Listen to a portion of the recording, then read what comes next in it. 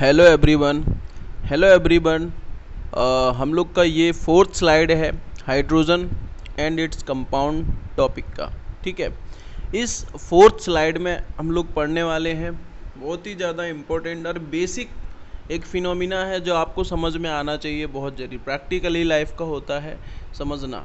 Hard water and soft water. ठीक, hard water soft water क्या होते हैं ये कई बार आप लोगों ने सुन रखा होगा, लेकिन हम लोग जानते नहीं बेसिकली। तो हम लोग आज इस चीज़ को पूरा का पूरा डिस्कस करने वाले हैं। Hard water and soft water के अंदर हम लोग पढ़ने वाले हैं हार्डनेस ऑफ वाटर। ठीक है, किस तरीके से हार्डनेस को रिमूव किया जाता है, किस तरीके से आइडेंटिफाई किया जाता है, किस तरीके से हार्ड वाटर को सॉफ्ट वाटर में चेंज किया जाता है, वो सारी चीज़ों को हम लोग यहाँ पे पढ़ने वाले हैं आज। ठीक है, तो प्लीज़ बाकी 3 स्लाइड जो है पीछे के मैं अच्छे तरीके से आपको समझा ही चुका हूँ। ठीक है, फर्स्ट स्लाइड था जिसमें हम लोगों ने हाइड्रोजन के बेसिक टर्म्स की बात करी थी, उसके प्रिपरेशन की बात करी थी, फिजिकल प्रॉपर्टीज़ की बात करी थी, केमिकल प्रॉपर्टीज़ की बात करी थी। सेकंड था जो हाइड्रोजन के फॉर्म्स की बात करी है, कौन कौन से फॉर्म्स में हाइड्रोजन रहता है, ऑर्थो एंड पैरा। ठीक है, उसके बाद हाइड्रोजन के कंपाउंड्स की बात करी थी, यानी कि हाइड्राइड्स की बात करी थी।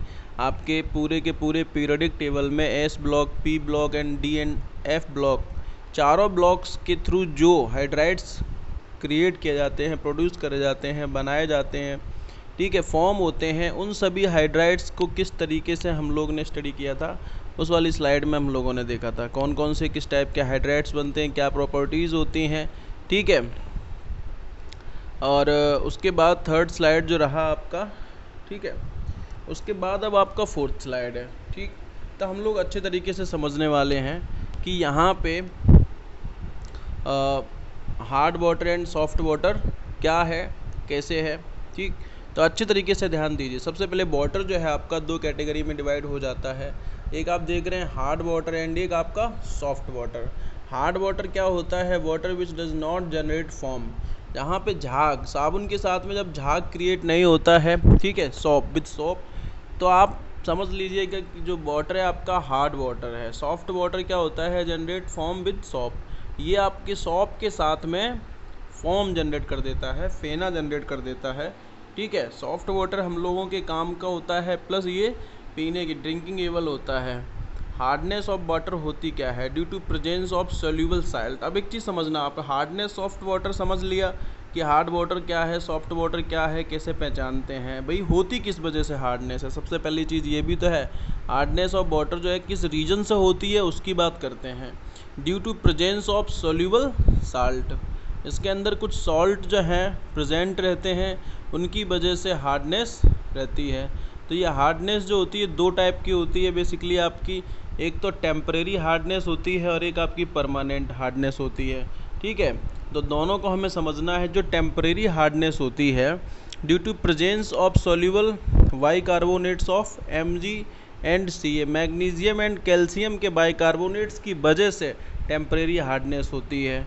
जो परमानेंट हार्डनेस होती है due to presence of soluble chlorides and sulphates of calcium and magnesium, calcium magnesium के क्लोराइड्स एंड सल्फेट्स की वजह से परमानेंट हार्डनेस होती है। ठीक है, क्या है रीजन हार्डनेस का वो समझना, उसको एक्सप्लेन एक बार मैं कर रहा हूँ कि हार्डनेस की वजह से क्या होता है। ठीक है, क्यों ये हार्डनेस आ जाती है और हार्डनेस की वजह से जो सॉप होता है वहाँ से फॉर्म जनरेट क्यों नहीं होता है। आपके जितने भी सॉप होते हैं, ठीक है ना, और यहाँ पे जो है आपका एक एल्किल ग्रुप है, एक तरीके से आपका हाइड्रोकार्बन होता है। ठीक है ना, उसके बाद तो यहाँ पे आप समझना अच्छे तरीके से, जो सॉप मॉलिक्यूल होता है, सॉप मॉलिक्यूल के 2 एंड होते हैं। जितने भी मॉलिक्यूल होते हैं उसके 2 एंड होते हैं। माचिस की तीली में जैसे होता है एक एंड जहाँ पे वो मसाला लगा रहता है, पीछे दूसरा एंड जहाँ पे कुछ भी नहीं लगा रहता है, उसी तरीके से समझ सकते हैं। ठीक है, सॉप का जो मॉलिक्यूल होता है, यहाँ आप देख रहे हैं सॉप का मॉलिक्यूल बना हुआ है, तो इसका ये जो एंड होता है फर्स्ट वाला, ये डॉट जहाँ पे लगा हुआ है, ये वाला जो एंड है ये आपका हाइड्रोफोबिक एंड होता है। ठीक है, दूसरा जो है हाइड्रोफिलिक एंड होता है।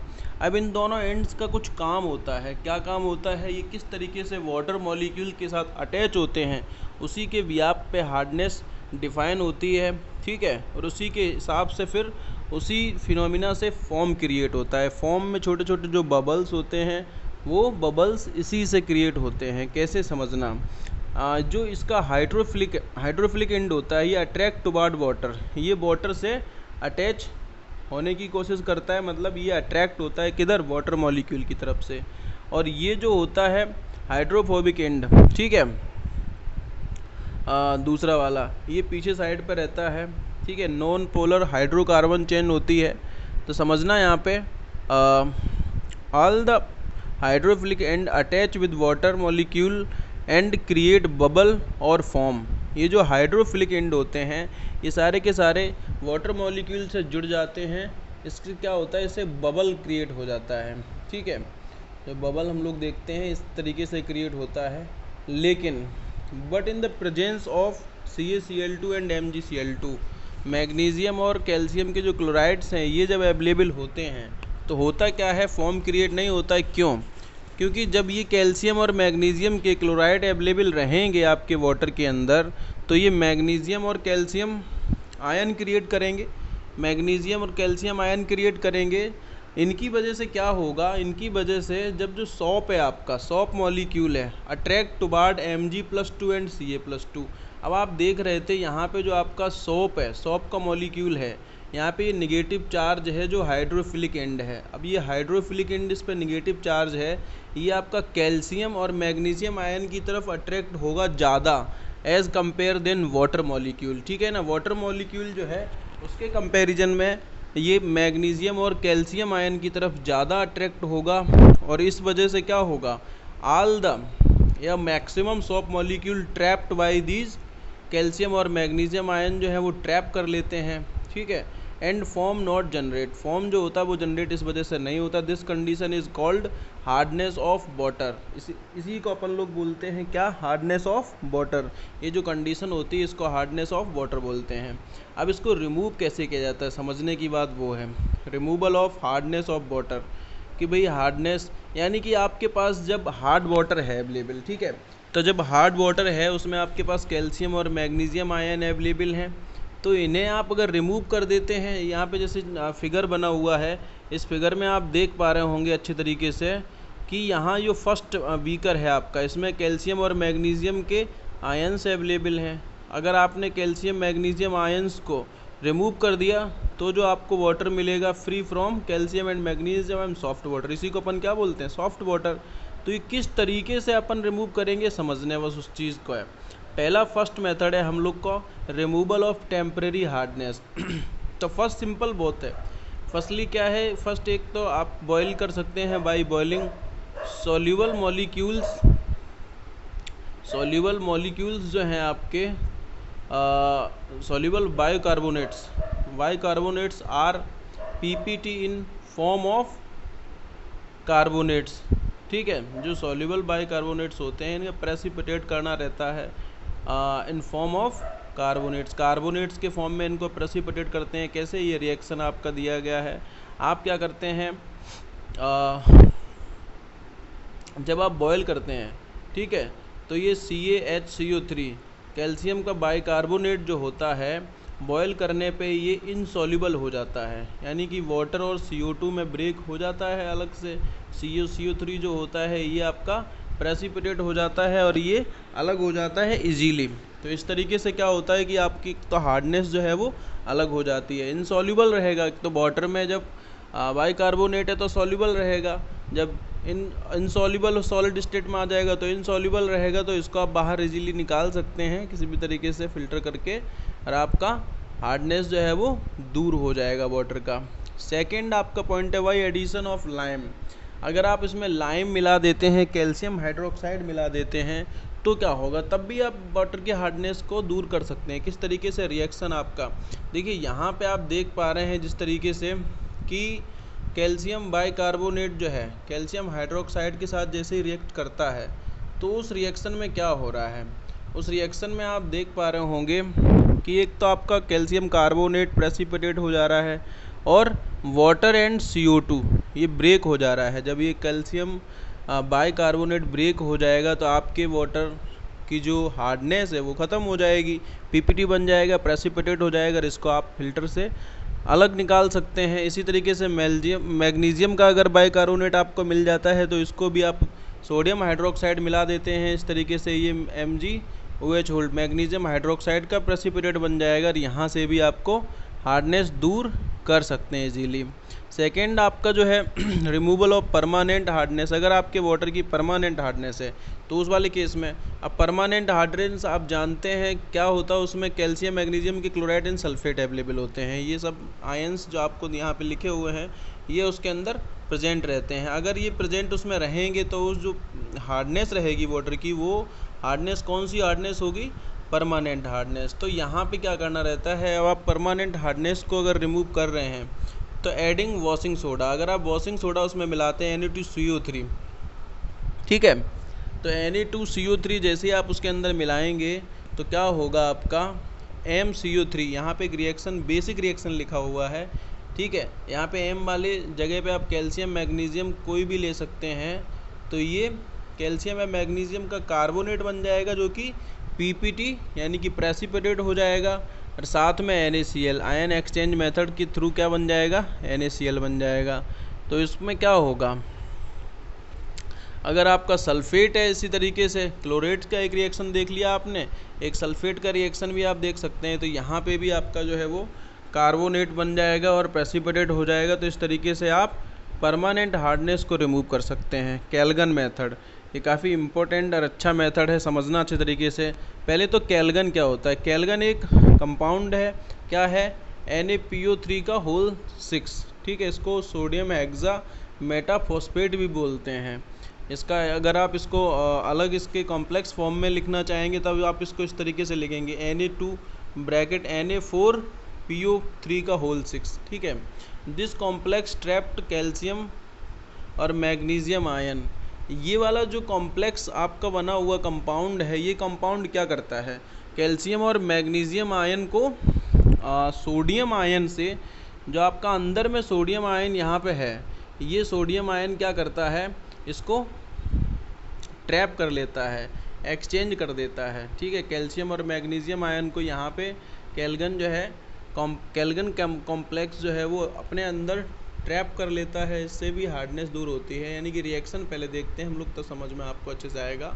ये जो रिएक्शन है आपका CaCl2 + Na2, ये कैल्गन है, कैल्गन के साथ जैसे रिएक्ट करवाया आपने, देखिएगा आपका कैल्शियम जो है यहाँ पे ट्रैप हो गया, आपके 2 सोडियम के 4 एटम से यहाँ पे, जबकि क्योंकि जो कैल्शियम होता है उस पर +2 चार्ज होता है, सोडियम पे आपका +1 चार्ज होता है, तो इसके कंपेयर 4 सोडियम की जगह पे 2 कैल्शियम आपके आ जाएंगे, ठीक है। तो Ca+2 आयन ट्रैप्ड बाई कैल्गन, यहाँ पे आप देख रहे हैं कि कैल्शियम का जो आयन था उसको ट्रैप कर लिया किसने, कैल्गन ने। तो इस तरीके से क्या होगा कि जो हार्डनेस है वो दूर हो जाएगी। तो अगला मेथड है आपका परम्यूटेड प्रोसेस और जियोलाइट मेथड।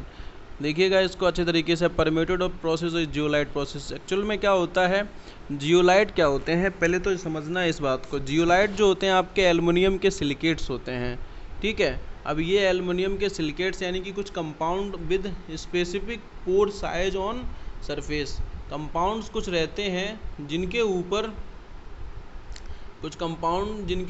पोर यानी कि छोटे छोटे से क्या बने रहते हैं, पोर बने रहते हैं, यानी कि सरफेस रफ होती है, ठीक है, वहाँ पे छोटे छोटे होल्स रहते हैं, और उन होल्स में क्या होता है, आपके कैल्शियम और मैग्नीशियम के जो क्लोरेट सल्फेट है, यानी कि कैल्शियम और मैग्नीशियम आयन जो है वो यहाँ पोर्स में फंस जाते हैं।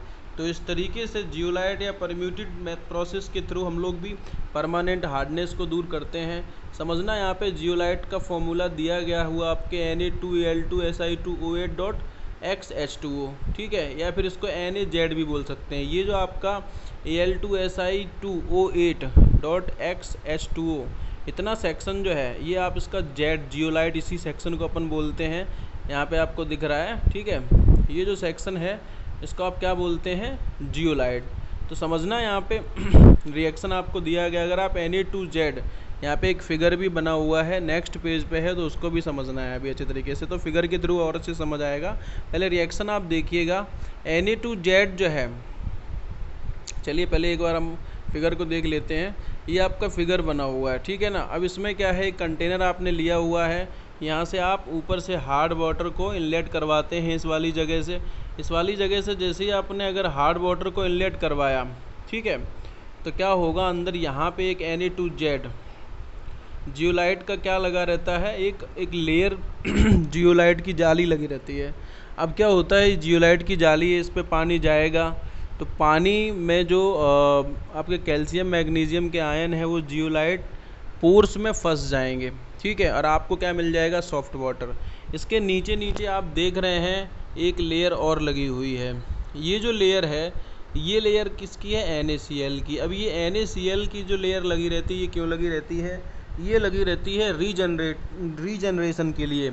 अभी आपका जियोलाइट है तो Na2Z का आपका जो ये लेयर है, ये जाली है, अब ये जाली जब फुल हो जाती है, ठीक है ना, कैल्शियम मैग्नीशियम के आयंस को खूब सारा ट्रैप कर लेती है और उसके बाद फुल हो जाएगी। जब ये फुल हो जाएगी तो फिर इसको रीजनरेट यानी कि वापस से इसको सफाई करनी पड़ेगी। तो यहाँ NaCl की जो लेयर लगी रहती है ये अपना काम भी करती रहती है, यानी कि यहाँ से कैल्शियम और मैग्नीशियम के जो आयंस आते हैं उनको वो नीचे निकालती है, इम्प्योरिटीज़ के तौर पे उनको अपन बाहर निकाल लेते हैं, ठीक है। इसका वर्किंग प्रोसेस है। रिएक्शन आप यहाँ समझिएगा, एक बार बताता हूँ मैं आपको। Na2Z जैसे उसके अंदर भरा हुआ है, वाटर जाएगा, उसके अंदर आपका कैल्शियम का आयन अवेलेबल है, ठीक है। अब ये कैल्शियम का जो आयन अवेलेबल है ये क्या करेगा, ये रिएक्ट करेगा Na2Z से CaZ बन जाएगा, ठीक है ना, और आपका 2Na+ अलग हो जाएगा, यानी कि कैल्शियम आयन जो है वो फंस गया। फिर आपने क्या किया, अब ये जो आपका CaZ बन गया, वो सारा CaZ बन गया है, अभी जाली काम नहीं कर रही है, तो आपका जो NaCl लेयर था नीचे नीचे, वो क्या करेगा, वो लेयर जो है CaZ के साथ रिएक्शन करेगा और रिएक्शन करके Na2Z वापस से बना देगा, यानी कि रीजनरेटेड परम्यूटेड क्रिएट कर देगा। मेरी बात समझ आ रही, दोनों रिएक्शन के थ्रू क्या हो रहा है, वापस से Na2Z बन गया ना, CaCl2 बन गया। आपको मैंने यहाँ डायग्राम जो समझा दिया, इसका वर्किंग भी लिखा हुआ है, एक बार फिर से समझ लेना। इसमें दोनों रिएक्शन को वापस से लिखा हुआ है मैंने। In this process hard water inlet in the bottle and react with Na2Z and become soft water, ठीक है। ये सॉफ्ट वाटर बन जाता है कैसे, क्योंकि कैल्शियम के जो भी उसमें आयंस हैं वो निकल जाते हैं। Permuted layer regenerated by the help of NaCl के थ्रू आप इसको रीजनरेट करते रहते हैं, तो इससे क्या है कि आपका जो वाटर फिल्टर है लगातार काम करता रहता है। आयन एक्सचेंज रेजन मेथड, ठीक है, आयन एक्सचेंज रेजन मेथड जो है इसको समझना ठीक तरीके से। ये भी उसी तरीके का है लेकिन इसमें थोड़ा सा अलग है। इसका डायग्राम बना हुआ है, यहाँ पे 2 कंटेनर आते हैं यहाँ पे, ठीक है। कैसे समझना, जो यहाँ पे रेजिन रहता है, एसिड और base contain large organic molecule, यहाँ पे ऑर्गेनिक मॉलिक्यूल रहते हैं। एक्सचेंज रेजन, ये देखिए कैटायन एक्सचेंज रेजन रहता है इस तरीके से RCOH, ठीक है। और यहाँ पे आपका एनायन एक्सचेंज रेजन रहता है। 2 मेथड हैं, दोनों के थ्रू हम समझते हैं अच्छे तरीके से। कैटायन एनायन रेजन मतलब 2 स्टेप होते हैं, एक तो कैटायन एक्सचेंज रेजन होता है, फिर इसका एनायन एक्सचेंज रेजन होता है। तो फर्स्ट आप ये देख रहे हैं जो एक छोटा सा फिगर बना हुआ है, यहाँ से हार्ड वाटर आपने इनलेट करवाया, तो यहाँ पे एसिड फॉर रीजनरेशन एक छोटी सी जाली लगी रहती है। इसमें कैटायन एक्सचेंज रेजन के थ्रू क्या होता है कि कैल्शियम मैग्नीशियम के जो आयंस होते हैं वो ट्रैप हो जाते हैं, ठीक है ना। लेकिन एसिड होने की वजह से होता क्या है, सॉफ्ट वाटर मिल जाता है हम लोग को, लेकिन उसमें H+ और Cl- आयन जो है वो बने रहते हैं, तो ये पीने के लिए सूटेबल नहीं होता है। फिर हम लोग क्या करते हैं, फिर हम लोग स्टेप 1, मतलब मैंने इसको आपको समझाया हुआ, वो फिगर था, फिगर में अभी दोनों स्टेप को मैं वापस से अलग से बता देता हूँ। स्टेप 1 है कैल्गन एक्सचेंज, जो पीछे मैंने फिगर में समझाया हुआ है। क्या होता है इसमें, जो आपका CaCl2 है, ये आपका रिएक्ट कर लेगा, ठीक है, और ये चेंज हो जाएगा, लेकिन आपको वाटर में क्या मिल जाएगा, एसिड की वजह से H+, ये आपका एसिड है, ठीक। तो यहाँ से आपको H+ और Cl- आयन मिल जाएंगे। सॉफ्ट वाटर मिलेगा, जो सॉफ्ट वाटर मिलेगा उसमें आपके कैल्शियम के जो आयन थे वो तो निकल जाएंगे, ठीक। आप रिएक्शन देख पा रहे हैं ना, यहाँ पे जो कैल्शियम आयन है ये वाला, ये आपका रिएक्ट कर रहा है किसके साथ, ये रिएक्ट कर रहा है RCOH। ये RCOH क्या होता है, आपका एसिड होता है, ठीक है। तो सॉफ्ट वाटर मिलेगा, लेकिन जो सॉफ्ट वाटर मिलेगा ये पीने के लायक तो रहेगा नहीं, तो फिर क्या होगा, इसको सेकेंड स्टेप है एनायन एक्सचेंज। अभी यहाँ से सॉफ्ट वाटर जो आपके पास था जिसमें H+ और Cl- आयन्स अवेलेबल थे, उसको आपने इनलेट कराया, ठीक है। इसमें क्या रहता है, आयन एक्सचेंज रीजन रहता है। अब आयन एक्सचेंज रीजन आपका मेथड है, मतलब रिएक्शन यहाँ पे लिखा हुआ है, ठीक है। तो यहाँ से H+ और Cl- आयन भी जो है वो एक्सचेंज हो जाते हैं और वापस से आपको क्या मिल जाता है, H2O मिल जाता है साफ शुद्ध पीने के लिए, ठीक है। इसके बाद एक सिंपल सा प्रोसेस और है, रिवर्स ऑस्मोसिस प्रोसेस। ये आरओ अपने घर में लगा रहता है, इसको बेसिक बोलते हैं, वही आरओ वाला प्रोसेस होता है। इसमें एक एसपीएम होती है, सेमी परमेबल मेम्ब्रेन, ठीक है। तो यहाँ पे क्या होता है, दो चैम्बर रहते हैं, एक हार्ड वाटर भरा रहता है, दूसरी तरफ soft water. Semi permeable membrane से फिल्टर होके पानी जाता है। इसमें कुछ भी नहीं होता है, सिंपल सा है बहुत ज़्यादा। This process also known as desalination. Desalination process भी बोलते हैं because it use to make sea water को सॉफ्ट वाटर में कन्वर्ट करता है। अब इस सॉफ्ट वाटर में कन्वर्ट करेगा सी वाटर को, समुद्री वाटर को। अगर ये इस वजह से डिसैलिनेशन भी बोलते हैं इसको, यानी कि सी वाटर को सॉफ्ट वाटर में, इसलिए आरओ आपके घरों में यूज होता है, वही वाला प्रोसेस है, ठीक है। तो ये हम लोगों ने वाटर की हार्डनेस रिलेटेड पूरा का पूरा टॉपिक जो है उसको इस वाले लेक्चर में कंप्लीट किया हुआ है अच्छी तरीके से। आप मेरी बात समझ गए होंगे। यहाँ हम लोगों ने सबसे पहले देखा कि भाई हार्डनेस क्या होती है। एक बार वापस से पूरी स्लाइड का मैं आपको रिवाइज़ करवा देता हूँ, अच्छी तरीके से समझ लीजिएगा। यहाँ पे हम लोगों ने क्या किया है, सबसे पहले hard water and soft water, ठीक है, क्या होते हैं दोनों की बात करिए, और उसके बाद हार्डनेस ऑफ वाटर की बात करिए। हार्डनेस क्यों होती है वाटर में, ठीक है, दो टाइप की होती है। तो उसके बाद किस वजह से, क्या रीजन होते हैं हार्डनेस के, और किस तरीके से सॉफ्ट से जो फॉर्म क्रिएट होता है, ठीक है, और कब क्रिएट नहीं होता है, उन सारी चीज़ों की बात करिए। और उसके बाद रिमूवल ऑफ हार्डनेस की बात करिए। टेम्पररी परमानेंट दोनों हार्ड टाइप के हार्डनेस के रिमूवल की बात करी है। काफ़ी इम्पोर्टेंट टॉपिक है बेसिकली, तो आपको ये अच्छे तरीके से समझ लेना चाहिए। ओके, थैंक यू एवरीवन, मिलते हैं अगली स्लाइड में। ओके।